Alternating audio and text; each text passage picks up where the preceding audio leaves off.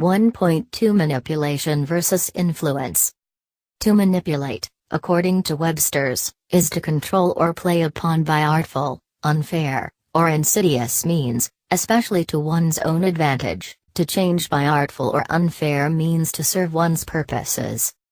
For the purposes of this book, as well as your own self-protection, you should assume that being on the receiving end of manipulation is necessarily a negative, harmful experience. Manipulation reinforces dependency, helplessness, and victimization. In turn, these rigid roles constrict the relationship's capacity to function or grow normally in a healthy and balanced way. Under the burdensome weight of manipulation, relationships stagnate into a highly lopsided power imbalance.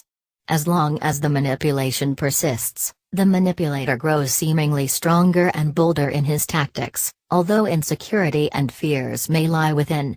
And the victim grows weaker and ever more compliant, even as hostility grows within. Manipulation is different from, and should not be confused with, legitimate, direct, above-board influence. We all engage in attempts to influence others.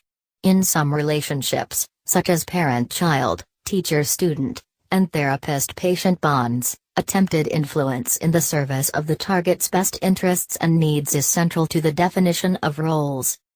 Healthy, appropriate influence generally is shaped by a process of reward.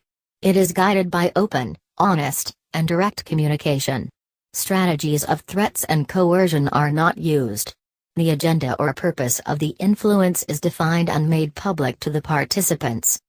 In contrast, manipulation thrives in an atmosphere of indirect, devious, and even deceptive communication. Agendas frequently are hidden and purposes disguised. Threats, intimidation, and coercion are preferred tactics. Manipulators seek the opportunity to ensnare and entrap their victims.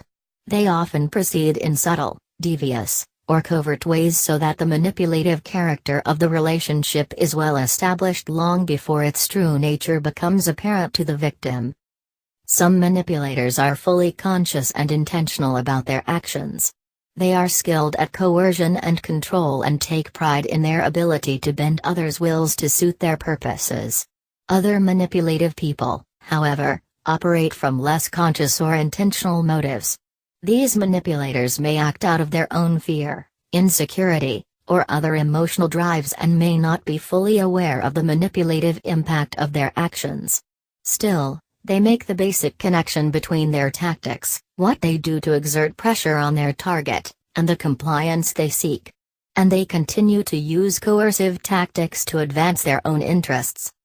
Whether their manipulation is intentional or unintentional, once rewarded, manipulators exert the same negative impact on their victims.